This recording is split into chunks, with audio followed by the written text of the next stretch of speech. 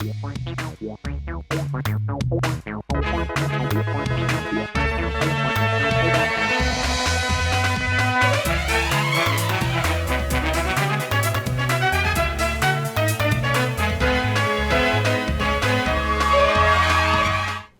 आप देख रहे हैं राष्ट्रीय समाचार और मैं हूं आपके साथ प्रिया पांडे। पहले एक नजर हेडलाइंस पर। नागपुर में सीएम ऑफिस का पीए बताकर धमकाने का मामला, बजाज नगर पुलिस ने दर्ज किया केस। सूरत इंटरनेशनल एयरपोर्ट पर बड़ी कार्रवाई, 17.6 किलो हाइब्रिड गांजा के साथ दंपति गिरफ्तार। सूरत फैमिली कोर्ट में 7 साल की बच्ची की रिक्शा पर सुनवाई टली, अगली तारीख 2 जनवरी 2026। बांग्लादेश में हिंदुओं पर अत्याचार के विरोध में मुंबई सीएसटी पर वीएचपी का प्रदर्शन, सड़क पर लेटकर किया चक्का जाम। नागपुर में सार्वजनिक स्थानों पर तंबाकू सेवन पर सख्ती, 264 लोगों पर पुलिस की कार्रवाई। नागपुर शहर में बड़े नेताओं के नाम का दुरुपयोग कर रौब जमाने वालों के खिलाफ बजाज नगर पुलिस ने सख्त कार्रवाई की है।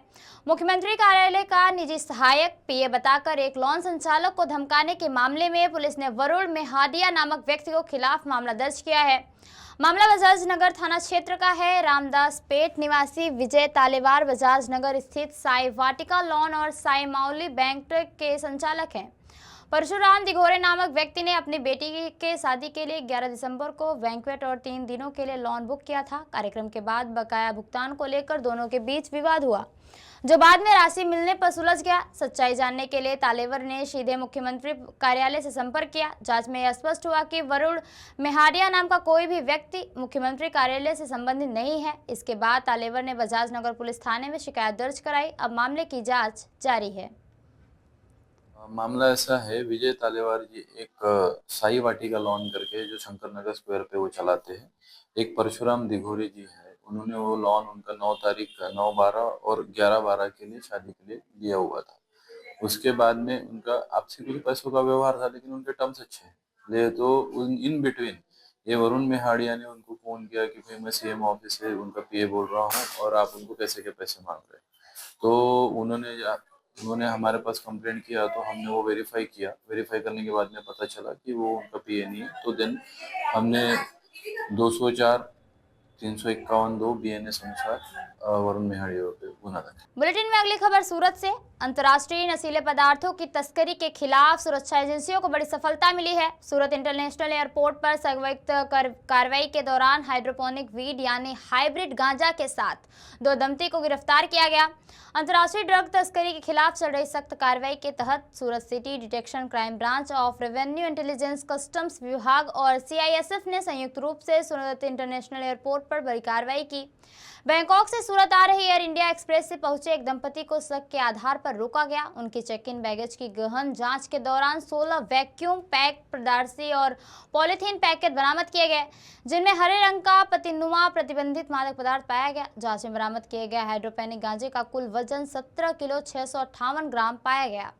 क्षेत्रीय फॉरेंसिक साइंस लेबोरेटरी की प्राथमिक जांच में पदार्थ गांजा होने की पुष्टि हुई। फॉरेंसिक साइंस लेबोरेटरी के मूल्यांकन के अनुसार जब्त किए गए मादक पदार्थ की राज्य स्तरीय कीमत करीब 6 करोड़ 18 लाख रुपए है, जबकि इसकी अंतर्राष्ट्रीय अवैध बाजार कीमत लगभग 17 करोड़ 50 लाख रुपए आंकी गई है।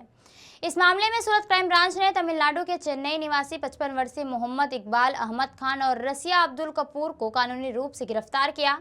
पूछताछ के दौरान पुरुष आरोपी ने मादक पदार्थों की तस्करी में अपनी संलिप्तता स्वीकार की है। पूरे मामले में एनडीपीएस एक्ट के तहत आगे की जांच जारी है।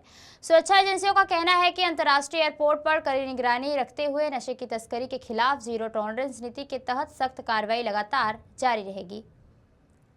सूरत सिटी के अंतर्गत सूरत पुलिस द्वारा कंटिन्यू ड्रग्स माफिया को खिलाफ टॉप से बॉटम और बॉटम से टॉप तक पकड़ने का अप्रोच के अंतर्गत कंटिन्यू काम करते रहते।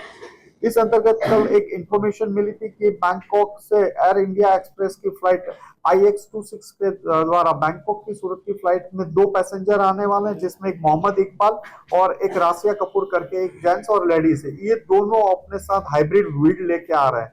इस इंफॉर्मेशन के आधार पर सूरत क्राइम ब्रांच के पुलिस इंस्पेक्टर जैन गोस्वामी और पुलिस इंस्पेक्टर SN परमार दोनों अपनी टीम के साथ वहां पहुंचे थे और डुमस पुलिस स्टेशन के PI, air intelligence unit, DRI, CISF इन सभी को साथ में लेके एक रेड की गई थी। इन दोनों को पकड़ने के बाद इनके पास से 2 बड़ी बैगें बरामद चेक इन लगेज में मिली हुई थी।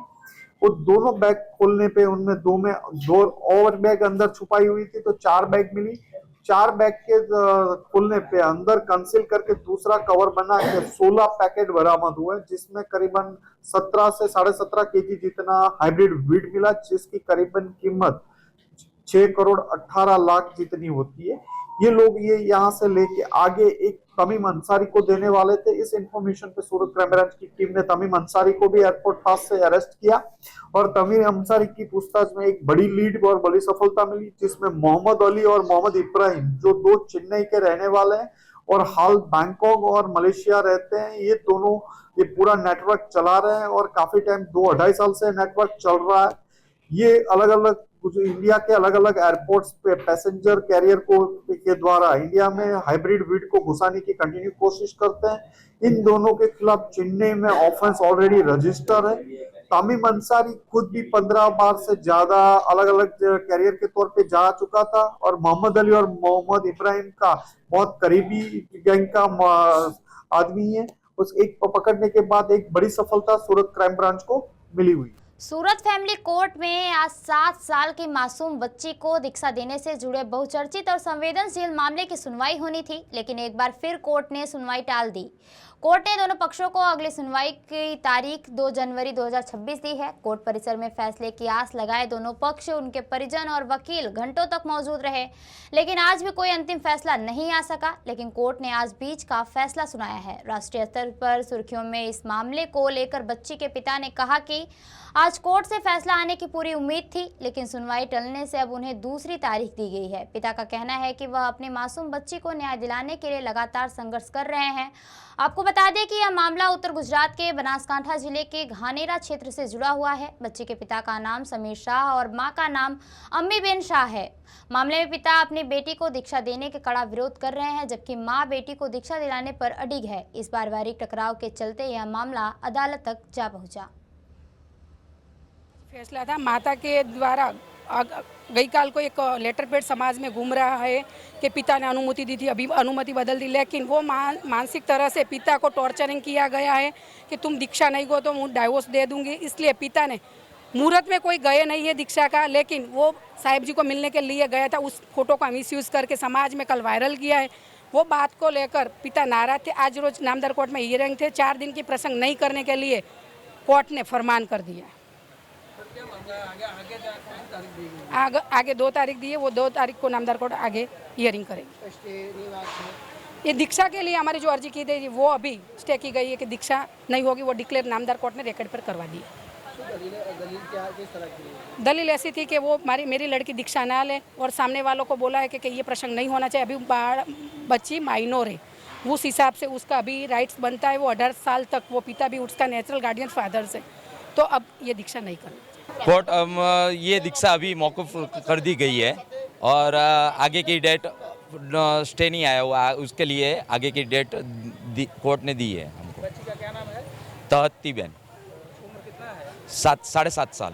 बच्ची का एजुकेशन आप लोग चालू किए नहीं अभी? एजुकेशन चालू ही था, फिर समर वेकेशन था, तब उसको भेज दिया गया था। एग्ज़ाम फर्स्ट ईयर का एग्ज़ाम दिया, फिर उस समर वेकेशन हुआ, उसके बाद उसको भेज दिया गया। 7 महीने से बच्ची वहाँ पे रह रही थी मार साहब के पास। बांग्लादेश में हिंदुओं पर हो रहे अत्याचार और दीपू चंद्र दास के अमानवीय हत्या के विरोध में आज मुंबई में विश्व हिंदू परिषद की ओर से जोरदार विरोध प्रदर्शन किया गया। यह प्रदर्शन छत्रपति शिवाजी महाराज टर्मिनस यानी CST रेलवे स्टेशन के बाहर आयोजित किया गया। CST के बाहर सड़क पर विश्व हिंदू परिषद के कार्यकर्ता जमीन पर लेट गए और चक्का जाम करने की कोशिश की। पुलिस द्वारा बांग्लादेश दूतावास के सामने प्रदर्शन की अनुमति नहीं दिए जाने के विरोध में VHP और बजरंग दल के कार्यकर्ताओं ने अचानक CST के सामने रास्ता रोको आंदोलन शुरू कर दिया, जिसके बाद मौके पर स्थिति तनावपूर्ण हो गई। स्थिति को संभालने के लिए मौके पर भारी पुलिस बल तैनात किया गया। कफ परेड से लेकर आजाद मैदान तक विश्व हिंदू परिषद के इस आंदोलन को लेकर पुलिस का बड़ा बंदोबस्त कार्रवाई देखने को मिला। प्रदर्शन के दौरान हिंदू संगठनों की पुरुष और महिला कार्यकर्ता पुलिस सुरक्षा व्यवस्था को लेकर काफी नाराज नजर आई और उन्होंने अपनी नाराजगी खुलकर जाहिर की। पे है विश्व हिंदू प्रांत सहमंत्री हूँ। नहीं दे पाए, पुलिस रोक रही है, महाराष्ट्र पुलिस रोक रही है। हमें सिर्फ ज्ञापन देना था, वहाँ एक स्टैंप लेना था, स्टैंप लगाना था, वो भी पुलिस करने नहीं देते। मैं अकेला गया था, अकेले को भी अरेस्ट करके लाया है इन्होंने। ज्ञापन में क्या कुछ बातें लिखी गई है? ज्ञापन में हम बांग्लादेश का निषेध कर रहे हैं, वहाँ पे हो रहे हिंदुओं के अत्याचार के ऊपर हम लड़ रहे हैं, वहाँ हिंदुओं को जिंदा जलाया जा रहा है और इसके लिए ये हिंदू पुलिस हमारे ऊपर ये अत्याचार कर रही है। हेलो, देखिए हम लोग ये चाहते हैं कि पहली बात तो हिंदू राज्य बने और ये जो पुलिस वालों की दादागिरी चली है, आज जो हम सबको मिलके मारा है, हाथ खींचे है, पकड़ के जबरदस्ती बस में धक्का देके दिया है, वो सब बंद होना चाहिए। अत्याचार किया है लेडीज के ऊपर, ऐसा नहीं होना चाहिए। बजरंगी दल तो सोचिए, बजरंग दल तो सोचिए, लेकिन उसके पर मातृशक्ति पे भी अत्याचार किया, उनको भी खींचातानी कही। हमारे देश में मुंबई में हमारी सरकार होते हुए पुलिस वालों ने इतना अत्याचार किया है। हम शांतिपूर्ण आंदोलन करना चाह रहे थे वहाँ पे, लेकिन वो करने नहीं दिया, इसलिए हमें और उल्टे हम पर बहुत अत्याचार किए। हमें रिटेन करके रखा वहाँ पे आज़ाद मैदान में, बाहर आने नहीं दिया और अंदर भी लोगों को जाने नहीं दिया, इसलिए अभी आके हमको ये करना पड़ रहा है। हमारी पुलिस हम पे अत्याचार कर रही है, जबकि उन पे खुद पे अत्याचार हुआ था नासिक में, तब विश्व हिंदू परिषद ने बचाया था, फिर भी आज हम पे अत्याचार कर रहे हैं लोग। तब पुलिस वाले ने हमको सीने पे मारा है, इन्होंने पुलिस वालों लोग ने इनकी ये हमारे रक्षा करने के लिए कि हमारा विरोध करने। हम हिंदू हैं, इस भारत देश में रहते हैं, हम बांग्लादेश के लिए यहाँ पे उतरे, वहाँ के हिंदुओं के लिए उतरे और ये हम पे ही लाठी चार्ज कर रहे हैं। हम इनको यहाँ पे लाते हैं, ये हमारी माँ बहन की रक्षा करेंगे। जिस दिन विश्व हिंदू परिषद बजरंग दल हट गया ना, आप लोग के सबके घरों में घुस जाएंगे ये कटमुल्ले लोग, तब आपको मालूम पड़ेगा कि क्या कार्य होता है। वाले रहते हैं तो उसको हाथ नहीं लगाते थे, डरते हैं जिहादियों से। ये पुलिस बजरंग दल के और जिहादियों से डरते हैं, हमें हाथ लगा रहे हैं, हम पे लाठी चार्ज करेंगे बोल रहे हैं। हमें तो लग रहा है हम पे गोली डाल दो, लेकिन हम लोग हमारे हिंदुत्व के लिए खड़े रहेंगे। महिलाओं को पकड़ के पुलिस वाले ऐसे पकड़ के हमको खींच रहे हैं, हमारे पास वीडियो भी है, इन्होंने कैसे हमको मारा है। ये जाके कभी मुल्लों के घर में चले जाए, इनकी औकात है। हमारे इनको संविधान में लाए हैं तो। हमारे भारत में रहकर भी हम हमारे जो हिंदू भाई है उन पे अत्याचार हो रहा है, उसके विरोध में हम लोग कुछ दो शब्द भी बोल नहीं सकते। ट्रेड सेंटर पे हम लोग सिर्फ लेके जा रहे थे तो वहाँ पे भी हमें जाने नहीं दिया है। यहाँ पे ऐसी मानसिकता हुई है, जिहादी लोग है, ये पुलिस लोग। मेरा नाम टीना कदम है, विश्व हिंदू परिषद। प्रीति पांडे। राष्ट्रीय समाचार की टीम से मौजूद है मुंबई के ठीक छत्रपति शिवाजी टर्मिनस स्टेशन के सामने, और आप देख सकते हैं कि यहाँ पर जिस तरह से बांग्लादेश में दीपू चंद्र दास की जो हत्या की गई निर्मम, उस हत्या के विरोध में यहाँ पे तमाम जितने हिंदू संगठन हैं देश भर की तरह मुंबई की सरजमी पर भी विश्व हिंदू परिषद और बजरंग दल यहाँ पर दीपू चंद्र दास की निर्मम हत्या को लेकर विरोध जता रहे हैं और जो भी दोषी हैं उन पर कड़ी कार्रवाई करने की मांग कर रहे हैं। इस पूरे मामले को लेकर हमारे साथ बातचीत करने के लिए मौजूद हैं श्रीजी नायर, जो वीएचपी के प्रवक्ता भी हैं। नायर साहब, क्या कहेंगे कि यहाँ पर एक बड़ा विरोध हो रहा है, पूरे सीएसटी के सामने जो मेन सड़क है यहाँ पर भी जाम कर दिए हैं आप लोग? देखिए, हर परीक्षा भी लेनी है तो उसके अति नहीं होना चाहिए। सुबह हमारा 3 बजे का आंदोलन का समय था और आंदोलन बड़ा शांतिप्रिय था। केवल यह अंतर्राष्ट्रीय विषय है, इसके लिए international human commission, amnesty international, सभी मानवाधिकार संगठन, यूनाइटेड नेशंस को टैग करके बांग्लादेश में जो परिस्थिति है, जो 3-4 दिन पहले एक युवा को जिंदा जला दिया गया, कपड़े फाड़कर, पीट कर, उसके विरोध में जब से बांग्लादेश में तख्ता पलट हुआ है उसके और शेख हसीना जी को पलायन करके भारत में शरण लेने पड़ी, उसके बाद बांग्लादेश में जहां हिंदुओं की जान माल की सुरक्षा नहीं है, हिंदुओं की हत्याएं हो रही है, हिंदू बहन बेटियों के बलात्कार और छेड़छाड़ी हो रही है, ये सब को देख करके हिंदू मंदिरों को तोड़े जा रहे थे। तो हम एक जन जागरण के लिए विश्व जागे, ऑल आइज ऑन गजा होता है, यहाँ ऑल आइज, एक व्यक्ति चाहे वो अपोजिशन का हो, फिल्म इंडस्ट्री का हो, इन्हें शर्म आनी चाहिए। एक बच्चा को जीवित जला करके लोग, जिहादी मानसिकता वाले लोग वीडियो निकाल रहे हैं, एक स्टेटमेंट नहीं आ रहा है। तो हिंदुओं का कोई तो होना चाहिए पूछने वाला। विश्व हिंदू परिषद संपूर्ण विश्व में रहने वाले हिंदुओं के बारे में सोचता है, तो इसीलिए हमने करने गए थे, पुलिस ने हमको रोका है और आपने ये देखा, ये स्वरूप है। ये कुछ पुलिस वाले जो माननीय देवेंद्र फडणवीस जी को बदनाम करने के लिए सुपारी लेके बैठे हैं, आने वाले चुनाव में भाजपा को नुकसान कैसे हो उसके लिए कुछ पुलिस वालों ने किया है और वो पुलिस वाले सस्पेंड होने चाहिए। बांग्लादेश में दूतावास है, वहाँ पर भी बाहर प्रदर्शन किया गया, यहाँ पर सीएसटी के सामने सड़क पर कुछ विशेष डिमांड की है आप लोगों ने? दूतावास पे ही जाके ज्ञापन देने वाले थे, दिया ही नहीं गया। उससे पहले चोर और पॉकेट मारों की तरफ बंद कर दिया गया। मैं पूछ रहा हूँ क्या ज्ञापन में क्या क्या डिमांड थी आपकी? यही कि हिंदुओं की जान माल की रक्षा हो, कानून व्यवस्था हो, हिंदू मंदिर, हिंदू व्यवस्थाएं और हिंदू बहन बेटियां, हिंदुओं का हिंदू सुरक्षित रहे, यही मांग थी। ये आंदोलन ये भी यहीं थमेगा कि इसी तरह से आगे भी जारी रहेगा? क्योंकि देश भर में इसका आक्रोश देखा जा रहा है। देश भर में इसका आक्रोश है, थोड़ा समय रोकिए आपको मालूम पड़ जाएगा। ये थे नायर जी जो हमसे राष्ट्रीय समाचार से बातचीत करते हैं। यहाँ पर देखते हैं कि मुंबई के छत्रपति शिवाजी टर्मिनस स्टेशन के ठीक सामने यहाँ पर वीएचपी बजरंग दल के तमाम जो कार्यकर्ता हैं वो यहाँ पर दीपू चंद्र दास की जो निर्मम हत्या हुई बांग्लादेश में उसको लेकर यहाँ पर विरोध जता रहे हैं। और बांग्लादेश में हिंदुओं पर जो अत्याचार हो रहे हैं, जो हत्याएं हो रही हैं, यहाँ पर जो भी वहाँ पर उनके साथ सुलूक किया जा रहा है उसे बंद करने की मांग की है। तमाम जितने वीएचपी चाहे बजरंग दल के कार्यकर्ता हों वो बांग्लादेश दूतावास पे भी गए थे, लेकिन मुंबई पुलिस की कड़ी सुरक्षा व्यवस्था के चलते वो बांग्लादेश दूतावास के अंदर नहीं जा सके। इसका भी गुस्सा यहाँ के वीएचपी और बजरंग दल के कार्यकर्ता जताते नजर आए। कैमरामैन संतोष इसले के साथ सर्वेश तिवारी, राष्ट्रीय समाचार, मुंबई। खबरों में आगे बढ़ते हैं और अगली खबर सूरत से। आदिवासी समाज की मूल परंपरा, संस्कृति और अस्तित्व की रक्षा को लेकर देव बिरसा सेना ने सूरत जिला प्रशासन से हस्तक्षेप की मांग की है। इस संबंध में संगठन की ओर से सूरत कलेक्टर को एक लिखित आवेदन सौंपा गया। देव बिरसा सेना द्वारा सूरत के कलेक्टर को एक आवेदन पत्र दिया गया। आवेदन में आरोप लगाया गया है कि सूरत जिले के आदिवासी क्षेत्र में आदिवासियों का ईसाई धर्म में धर्मांतरण कराने की गतिविधियां लगातार बढ़ रही हैं। संगठन का कहना है कि इन गतिविधियों के कारण आदिवासी समाज की सदियों पुरानी परंपराएं, रीति रिवाज और सांस्कृतिक पहचान पर गंभीर प्रभाव पड़ रहा है। आवेदन में मांग की गई है कि किसी भी व्यक्ति या संस्था को क्रिसमस या अन्य धार्मिक कार्यक्रमों की अनुमति देने से पहले संबंधित व्यक्ति के धर्म परिवर्तन से जुड़े रिकॉर्ड, प्रमाण पत्र और सरकारी दस्तावेजों की गहन जांच की जाए। यदि कोई व्यक्ति या संस्था सरकारी रिकॉर्ड में ईसाई धर्म से पंजीकृत नहीं पाई जाता है तो उसके खिलाफ सख्त कानूनी कार्रवाई की जाए। देव बिरसा सेना के राष्ट्रीय अध्यक्ष अरविंद भाई बसावा ने यह भी मांग की है कि सूरत जिले के आदिवासी इलाकों में गांव-गांव बनाए गए चर्चों की जांच कराई जाए। इसमें चर्चों के निर्माण की अनुमति, फंडिंग के स्रोत, संचालन करने वाली संस्थाएं और वहां कार्यरत पदाधिकारियों की भूमिका भी जांच शामिल हो। साथ ही यह भी जांच की जाए कि चर्चे में आने वाले लोग सरकारी रिकॉर्ड में किस धर्म से पंजीकृत हैं। अरविंद वसावा, देव बिरसा सेना अध्यक्ष। आज हम सूरत जिला कलेक्टर साहब को एक विज्ञापन देने के लिए आए हैं। हम कितने वर्षों से हमारे आदिवासी विस्तार में बपतिस्मा विधि करके ख्रिस्ती धर्म के पास्टर लोग धर्मांतरण करवा रहे हैं, मगर जो भी व्यक्ति धर्मांतरण हो रहे हैं वो हमारे आदिवासी की परंपरा, संस्कृति, प्रकृति पूजा, देवों को पूजना, हमारी कुलदेवी माँ उनमें मानते नहीं।